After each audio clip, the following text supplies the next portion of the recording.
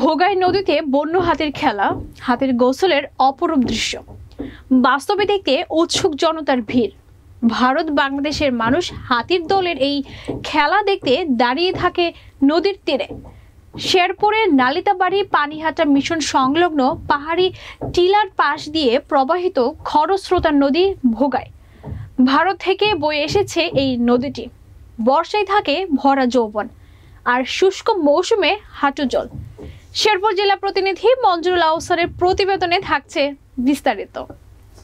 বৃহস্পতিবার বিকেল ২ দেশের সীমানার ভারতীয় অংশ দিয়ে হাতির দল নেমে আসে নদীতে।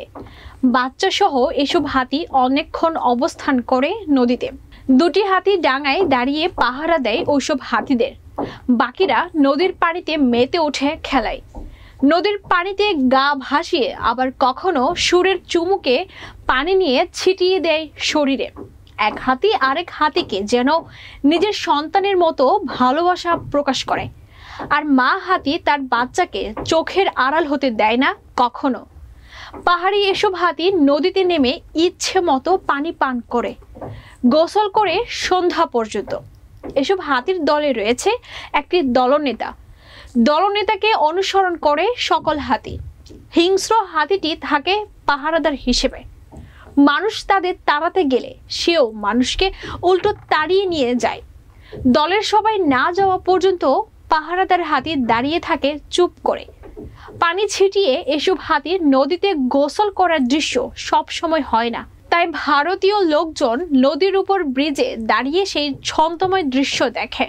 আর বাংলাদেশের লোকজন নদীর তীর থেকে হাতির এসব দৃশ্য দেখে মুগ্ধ হয়। সন্ধ্যায় নদী থেকে উঠে পাহাড়ি টিলা ও জঙ্গল দিয়ে সীমান্ত বেয়ে আবার চলতে থাকে হাতির দলটি। আতঙ্কে থাকে পাহাড়বাসী। কোথায় যেন তাণ্ডব চালায় এসব হাতি। বন্য হাতির দলের অবাধ বিচরণ ও তাণ্ডবে অতিষ্ঠ সীমান্তবাসী। আমার পিছনে রয়েছে বন্য হাতির দল। এসব বন্য হাতি সারাদিন পাহাড়ে আনাচে কানাচে ঘুরে বেড়ায় এবং পাহাড়ে যে পরিমাণ খাদ্য রয়েছে সেই খাদ্য গ্রহণ করে। এখন তারা খাদ্য সংকটে রয়েছে। তাছাড়া তারা যে সকল খাদ্যগুলি গ্রহণ করে থাকে, এই খাদ্য গ্রহণ করার পর তাদের পানির প্রয়োজন হয় এবং তীব্র গরমে তারা, আপনারা দেখতেই পাচ্ছেন যে এরা ভোগাই নদীতে নেমে পড়েছে এই বন্য হাতির দল। তারা সেখানে পানি পান করছে এবং একই সাথে তারা তাদের শরীর ধুত করছে, অর্থাৎ গোসল করছে। এই বন্য হাতির দল রাত দিন ২৪ ঘন্টা এই পাহাড়ি অঞ্চলের সব জায়গায় ঘুরে বেড়ায়। এরা এই ঘুরে বেড়ানোর কারণে পাহাড়ি অঞ্চলের মানুষ নির্ঘুম রাত কাটায়। ২৪ ঘন্টাই থাকে হাতির পাহাড়ে, কখন জানি কি হয়ে যায়। তাই পাহাড়িবাসীর দাবি একটাই, এই হাতির আক্রমণ থেকে রোধ পাওয়ার জন্য তারা সরকারের কাছে দাবি জানান, যাতে সরকারের পক্ষ থেকে এই পাহাড়ি অঞ্চলে সোলার ফেন্সিং এর ব্যবস্থা করে সঠিকভাবে রক্ষণাবেক্ষণ করা হয়। তাহলে হাতির আক্রমণ থেকে, হাতির তাণ্ডব থেকে এই পাহাড়ি অঞ্চলের মানুষ অনেকটাই রেহাই পাবে।